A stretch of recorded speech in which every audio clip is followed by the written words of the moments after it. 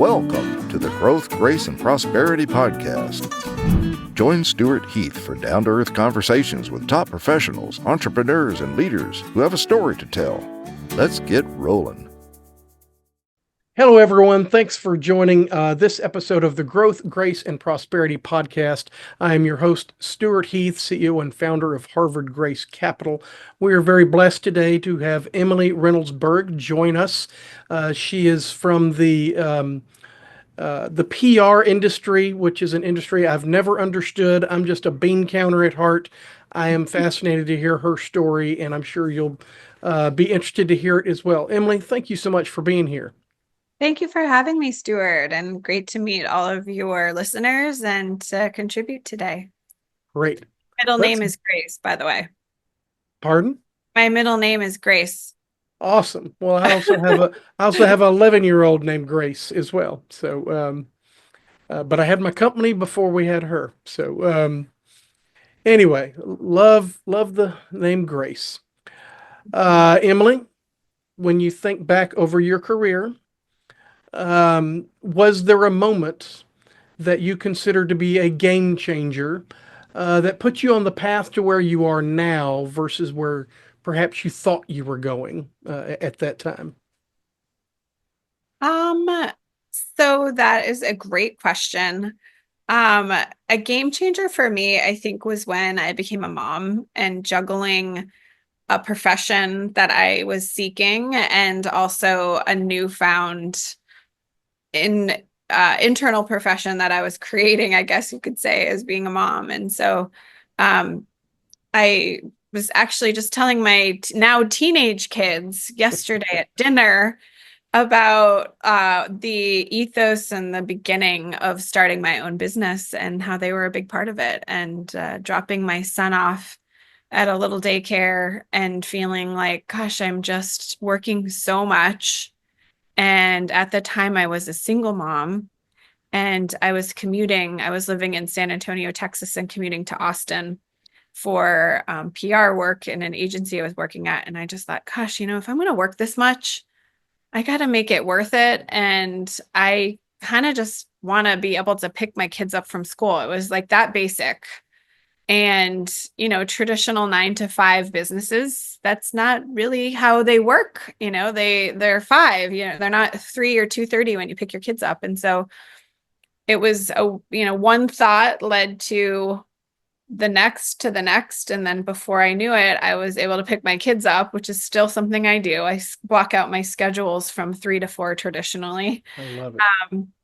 And even though they're older and now have games and all that kind of fun stuff, but it was because of that. I mean, it was simple as like, I wanted to have control of my schedule. I still wanted to do my work, but I wanted to make it valuable to my family.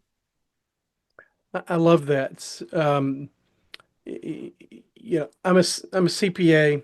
I had a practice up until just a few years ago, and I've worked with hundreds of entrepreneurs and small business people, and even having started this podcast recently, talked to 30 or 40 more entrepreneurs that I had not met before. And almost all of them have a story in some way similar to yours.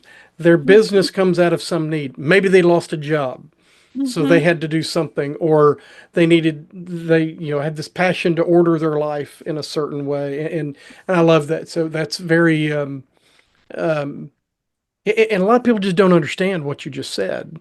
That you can take control. I'm sure you're still working all the time, as most of us do, but I am. Yeah, the latest challenge is now when I pick my kids up, they have requested, even though I'm on a car phone, they're like, Mom, can you just not be on a work call when you pick me up? I'm like, okay, you're right. This isn't the design. So yeah, there's always some nuances, even when you get what you want. And I've had to learn, as I'm sure you can attest to, Stuart, like I've had to learn to not be the world's worst boss to myself, which is the other thing, aside from not talking on the phone when I pick my kids up. Yeah. And the teenagers are always so shy at sharing their opinions about things. So, exactly. Did you always want to be in PR? Oh, goodness, no.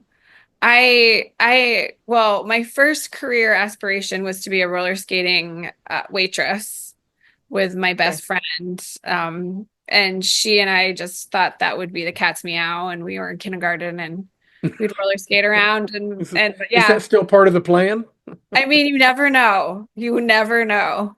So I evolved from the roller skating waitress to when I was in college, I wanted to be a psychologist. I got really fascinated with psychology and the human mind and what makes us have reactions and emotions and connections and all those things. And I loved my psychology teacher, Lisa Honorato is her name, and she um, became a mentor to me. And she was just so I was just like, I want to be like her when I grow up. And so that was a big part of it. And Was then that Syracuse? no, that was at Hartwick College. I went to grad school at Syracuse. Okay, gotcha. And yeah, so from there I got my master's in social work. And then I actually worked at the state of Florida. So after Syracuse, I moved to Florida. And I worked in foster care, and we were writing bills and working with legislature at the time for kids aging out of the system and still offering support to them. And I was like, gosh, I love writing, making change. And so I actually was writing pitches. I didn't really know that's what I was doing, but like writing about, lobbying for this bill to pass that supported kids from 18 to 23 when they were in foster care. And I loved that. I loved how an email all of a sudden like could make something happen for somebody. It really is like that simple as what we do, although it definitely is more complicated than that. But the essence of it, I got the bug of that. And I definitely didn't go from that to PR either. I started writing more. I wrote a book with a friend of mine in college, or excuse me, at the end of grad school, called Beyond Burning Bras. And we wrote about women and making a stance and advocacy. And it was a theology of women's history and the different waves of feminism and all those kind of fun things. And I learned a lot about myself and my ancestors and my grandma and all those things. And again, writing and making change was the theme there. And from that, one thing led to another, and people wanted, if you're a published author, it was not self-published. We actually got a book deal, and that was super exciting. People wanted us to do different things, from writing their website and to doing things. And so then I got into more marketing and got a full-time job with a awesome restaurateur. And then I got into PR. Did you wear roller skates when you were with the restaurateur? I wanted to. I'm sure he would have let me. He was really cool. His name's Jason Davies in San Antonio, just like a lovely chef, and his wife Crystal was really awesome too. And so they shepherded me into PR. They're like, you're meant to be doing this. And then I worked. Sometimes it does take somebody else to look at us from the outside and tell us what our skill set is. Right. So my next question is rather similar, but almost always different response. So everybody hits bumps in the road along the way. Right. It could be an illness, it could be a family situation, it could be a loss of a job or something like. Can you tell us about a time where you hit a bump in the road, and and how that impacted you on your journey to where you are now? Did it change your direction, or did you just plow through and get through it? And share with us whatever you can. Oh, yeah. I mean, that's always a good one, because we would be fooling ourselves if we didn't hit the bumps. And Oh yeah. Still hit the bumps, just when I jinx myself often, and I'm drinking my coffee and I'm like, oh, today's just a good day. And then something comes up, human nature and people. And I think the big bump for me was releasing the idea that I needed a W-2 benefit job to give me, this security and to kind of be stepping into growth professionally. I never sought to be an entrepreneur. I sought to have freedom, like I shared earlier. And to me, that was so more important than anything because that was connected to my family. And so the biggest hurdle, I think, was like releasing the expectation that I had to have a certain way to grow professionally. And so that was like the first big hurdle. The next big hurdle was financially supporting myself. And you'll appreciate this, Stewart, as a CPA. I was like, I either pay rent and pay for my car, or I start a business and build a website. And so I had this very weird thing happen where I got into a car accident. Thankfully, I was alone. My kids weren't with me. And I wasn't hurt, but my car was totaled. And I was still in my mid-20s and just still kind of didn't really know the lay of the land with work and worlds and all that kind of stuff. And I had quit my 9-to-5 job, started my business. I had one client, they hadn't paid yet. It was like, oh my gosh. And then I get in a car accident and it was like, what is going to happen? And it was just so weird because traditionally insurance companies are so slow to pay. And my car was totaled. And so all of a sudden, I get this call and they're like, oh, it was in a few days. They were like, your car's totaled and we've already deposited, whatever the value of it was in your bank account. I'm like, oh my gosh. I was like, what? I didn't know I was getting paid for this. I was just like, oh. And obviously I had to get another car, but it was so symbolic to me of just weird things happen when you have those. I had a literal bump in the road. That was at a crash, and I had so many thoughts. I'm like, okay, maybe I can go get my job back. Maybe this is a bad idea. I think so many entrepreneurs can relate to this moment. And sure enough, as much as insurance companies get a lot of negative press, this one this helped me out. I was able to pay my rent. I was able to find another car. I definitely was able to just breathe for a second and be like, oh my gosh, I had already paid so much for this car prior. It was still, Yeah. mine to have and to grow with. And it was just it landed on my lap. It landed on my lap. This really weird thing landed on my lap. And then from there, the hurdles of hiring and the hurdles of growing and the hurdles of the right team. My first hire, again, you'll love this, was my bookkeeper. And she, at the time, was just, helping me out. She had a full-time job and was just like, okay, I'll help you out. And I was like, gosh, this is so beneficial. Having your books in order with somebody like myself who's so creative. It was like, okay, if I hadn't have just known about myself that was going to be a hurdle for, that it was something to invest in, even when I didn't think I could. And so since then, my bookkeeper is now my business manager. Her name is Tammy, and she is my lifesaver. I just told her today, actually. I was like, I don't think I could ever have a business without you. So yeah, the hurdles have turned into, something great, a relationship or something kind of turning the tides.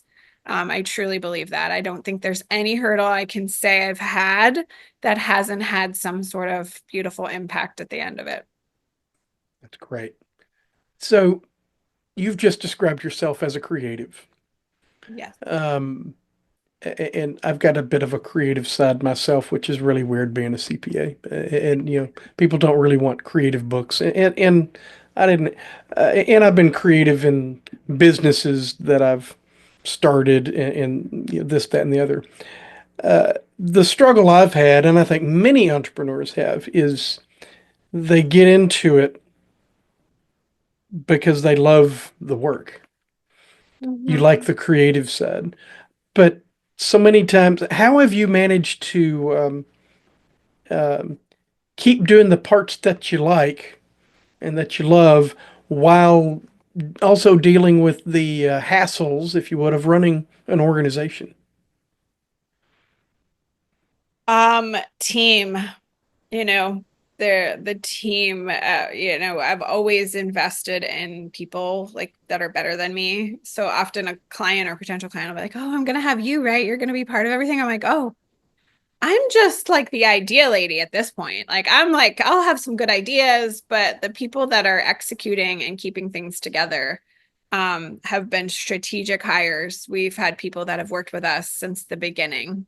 And Madison, who's, just amazing. And then, I mentioned Tammy and Annie, and like I can go on and on about all of our team, and they have created who we are today and given me the freedom to grow a business and to guide and to see myself as a leader and to know I'm actually a good leader. I have not identified as that in the past. I'm like, oh gosh, was I a toxic boss? Was I, I didn't know what I was doing. At the time I had no idea.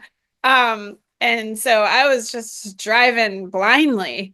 And I still think that happens because, I don't know still what I don't know. And I'm sure there's things that, in 10 years, I'm going to be like, gosh, that version of myself was at this pace. But for sure, it's hiring people around me that give me that space I can feel it in my body. If it's like a spreadsheet or anything to do with numbers, I'm like, I'm just going to mess this up. It's not my strength and I am not going to touch it, but I'm going to trust and I'm going to be a part of the process. I think that's a big key factor because even if I'm not good at it, to still be a part of the process has been a huge lesson. And I'm going to kind of go through those motions with somebody that I do trust that does it, that lights their eyes up. And so to keep my creative juices flowing, I think it's, really strong delegation and surrounding myself around really incredible people. I'm so proud of the people that work with us and continue to want to work with us. I got a follow-up question but I have to share this. My daughter gave me this, who also works in my business, and says, "Oh, this calls for a spreadsheet." I So, love that. So because you do you get creative energy from a spreadsheet? Is that totally, really? yeah, we take a big family vacation around Labor Day every year, and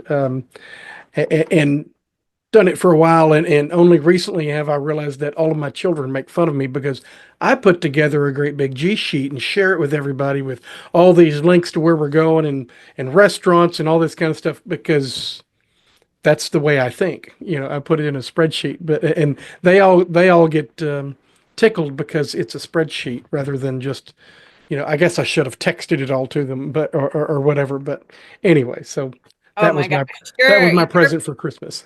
Your brain and my brain are best friends. I already know this because anybody who loves spreadsheets for whatever reason loves me and I love them because I'm like, oh, I do not think like a spreadsheet, but like they love to like all this creative all over energy to put Yeah. it in a sandbox and to like organize the toys in there. It's like, okay, good. We're gonna be good friends.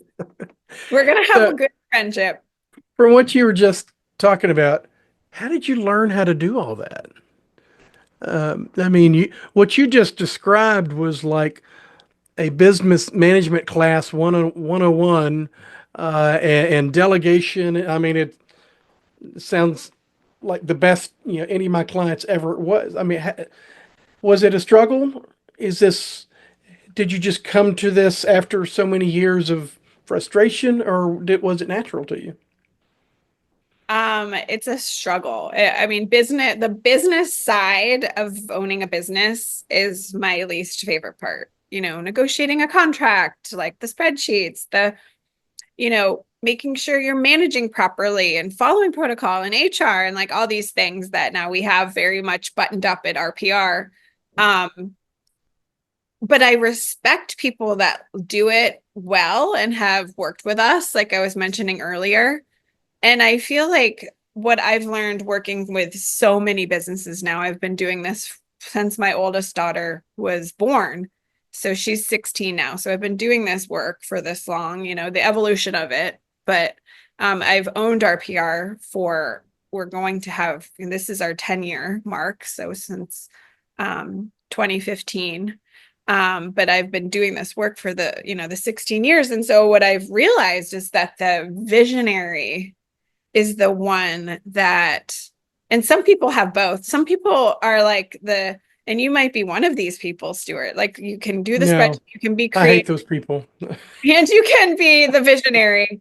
Yeah. One of my best friends in Texas, her name's Karen, and she is that. She's owned a business and she's creative and she's strategic and I'm like, you are a unicorn.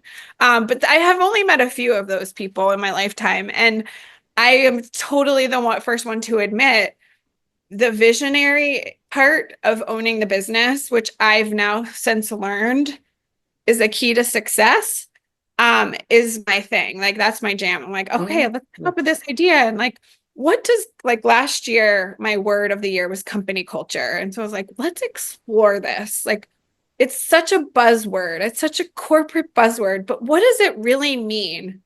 And at the end of the year, we had our first ever multi-city party and it was awesome and everybody had a good time. And it was like, oh, wow, we created collaboration, but it came from that vision. It wasn't just like a word to me. I was like a vision of it, like let's take something that I know is an ingredient of business, add creative flair to it, add our own flair to it, and then make it happen.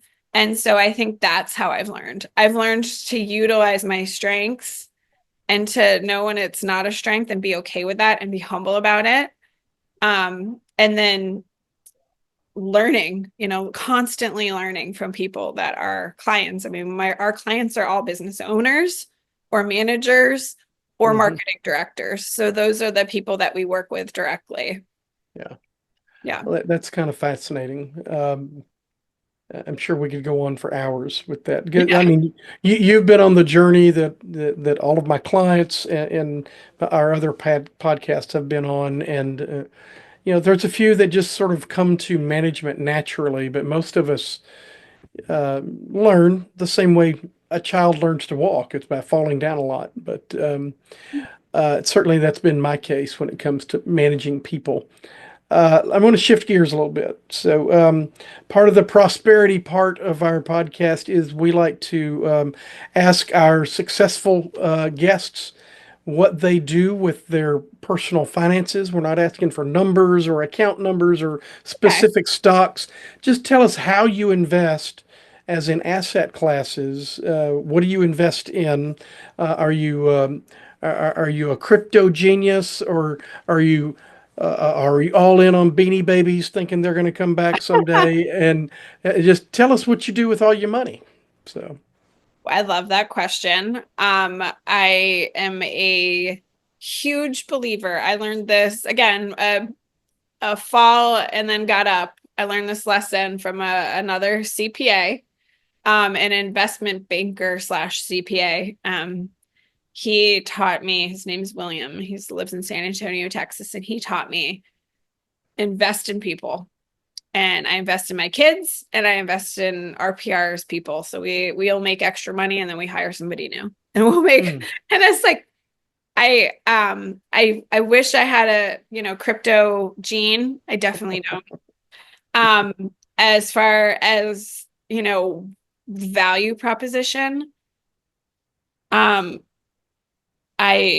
we are successful as a business because we continue to grow and we continue to retain our people internally and our clients. We have clients that have been with us also from the beginning. And I'm like, okay, that's success to me. The people that are here. Yeah. I remember I had like my first like kind of big win and I went to William and I was like, okay, you're an investment banker. I've got, whatever. It wasn't even that much money, but it was, like $10,000 or something. And I was like, what am I going to do? I'm going to give it to you and you're going to make it. You're going to make me millions, in 10 years or whatever. And he looked at me and he's like, it gave me my check back. And he goes, you got to invest in you and people. I was like, that's really good advice. That was really good advice. And to this day, I mean, yes, I have a 401k now and I have, things because I'm 43 and I'm going to retire someday. I have things that are kind of helping me to get to that point. But like, really, it's the biggest investment is the team and my kids, and they're whatever they're spoiled. They they they're they live a really good life. I had moments in my childhood where I opened an empty fridge, and my mom's amazing single mom, just like we were struggling, and I remember getting so worried. There would be fresh strawberries, and I would be like, oh, my brother and I would like fight over them because, who knows when my mom could get back to the grocery store. And it was hard for her to pay for groceries. And, um, and I said to myself when I became a mom, like, I am never going to have my kids have that happen. And no discredit to my mom, because she gave us so much love and did whatever she could. But it was to live in a financially insecure home, I guess, is the theme of that, was a stress that as a child, I still can like feel it. I'm like, oh gosh, everything she was paying for it was a stress for me. So that to me is the most important investment. Groceries and team, the RPR team, everybody is paid you very well, and we offer great benefits, and we give back to our team. So, in short, you're continuing to invest in your business. That's where you're investing all And your, yeah. yes. Okay. And you're not doing anything on the outside of that, like real estates or your own, or you're investing in other people's small businesses and things like that. And you're doing what I think probably half of all the entrepreneurs do. They just keep investing in their own business, and that's that. You invest in what you know and what you can control, really. Yeah. So, I mean, I would say it's the people in the business. Like, I'm not like buying a new office, or I'm not like right.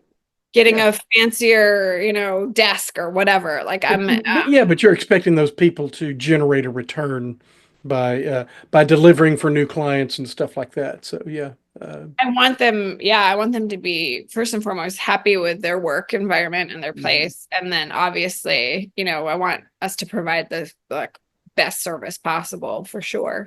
But I think of them as, entities they're their own creative entity, like I am, and we worked collaboratively. But yeah, I think the short answer would be, yeah, I reinvest in my Yeah, business, the yeah, people in it. Yeah.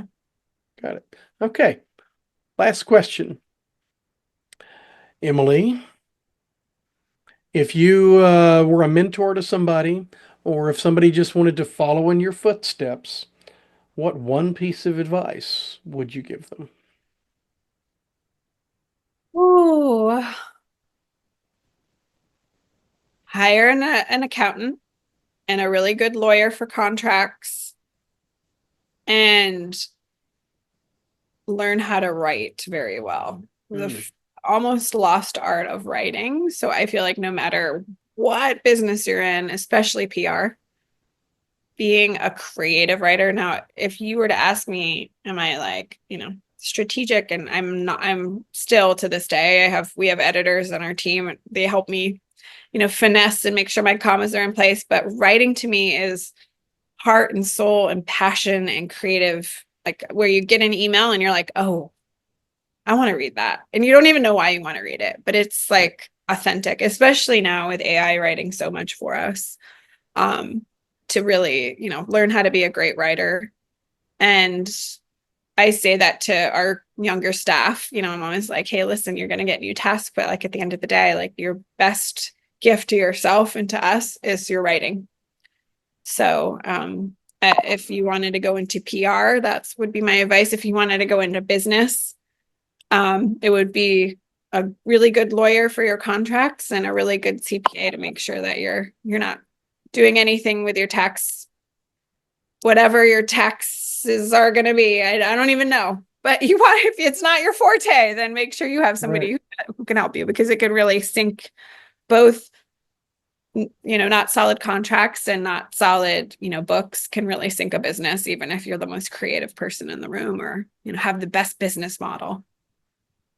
I That's very similar to the same advice I've given my oldest two children, and I think they actually followed it a bit. So become a writer, and both of them write. My oldest son is a Nashville police officer, but he's written and published two novels, uh, Wow.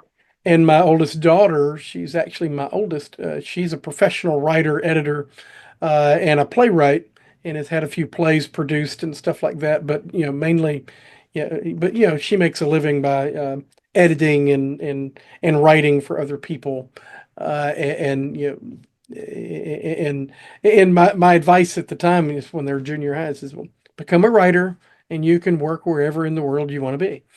And I was thinking more like Tom Clancy novels and Vince Flynn and guys like that. But they both enjoy it very much, and Love I, that. yeah, I would. My spin on that would be it's the power of communication, Hmm. which is really the key to one, influencing people, but but getting your message across. I think your advice is spot on. And I do agree with you on lawyers and accountants. You not just because I am one. It's just there are certain things that you need to do as a business owner that um, should stay outside of your operations. You can't do it all. You can't do it all. So Traditionally, I say a CPA, a lawyer, and an editor, but it depends on your industry. Um, right, but right. I listened to a Taylor Swift interview, and somebody asked her that question, and she said the same thing. And I'm like, oh, okay, I'm giving good advice. I trust her. She's made a Yeah. great business for herself She, with I her. think she's going to be big someday. I think so too. She's got what it takes. She does. Yeah, it's clearly she's been surrounded by a good team for a very long Yeah. time now. Oh yeah, yeah, for sure. And I think well, her family is part of it too. And that's another one of my golden standard. You Yeah. know, don't work with your family. I'm like, no, my husband is did not come into my business from he didn't apply for the job. He just saw me struggling at times, and he's like, okay, I'm coming in here. And now he runs our marketing. And we love working together. And my brother is my best That's really mentor. rare. Yeah. Oh, it's so rare. It's quite a blessing when the married couple can actually work together. Oh my goodness, for Yeah. sure. And my You can have a brother, great marriage, but you can't work together. So. right. Yeah, my brother, my parents, my dad worked in prison systems. He was a recreational therapist, and my mom was a nurse. And so, we like I mentioned earlier, it wasn't in the 90s. It was, it was a paycheck to paycheck lifestyle. And my brother and I are both, I would say, very successful entrepreneurs. And my parents are always like, how did this happen? How did we create two, not just one entrepreneur, but like two that live well and have grown businesses. And my brother works in New York City in the city, and we say the city in New York. Um, and yeah, and yeah, he's my first phone call when I hit those road bumps, and it's so special. So yeah, and I know Taylor, she works with her parents, and so hey, there might be something to it. Maybe. Maybe that's the worst advice, but I think there's something to like your biggest support system are the people that you trust. I mean, a lot of growing business is trust. And I know not everybody can say they trust their family members, but yeah, it's a Well, fun. Emily, thank you so much for your time today. I know that anybody who's got that owner or founder or C-level title has no time. So it means a lot that you've shared some of yours with us. Thank you for being here. Thank you. If anybody would like to reach out to you and just interact with you, how would you ask them to do that? I would love to hear from anybody listening in. The best form for me of contact is email. And my email is Emily, EMILY, at rprfirm.com. And you can also find more about my company, rprfirm.com. And we'd love to hear from you. Ask me any questions, PR related and entrepreneur related, and juggling mom and entrepreneur related, or anything in between. So thank you for letting me contribute to your show, Stewart. You're very welcome. It's been fascinating. We'll make sure that your email is a link in the show notes, so it'll be easy for anybody to reach out to you. And to our audience, thank you for watching this episode of the Growth, Grace, and Prosperity podcast. Be sure and come back for the next one. And Emily, once again, thank you for being here, and we'll see y'all soon. See you soon. Bye. Thanks for tuning in to the Growth, Grace, and Prosperity podcast. If you'd like to be a guest, visit growthgraceprosperity.com/guest. We'd love to hear your story.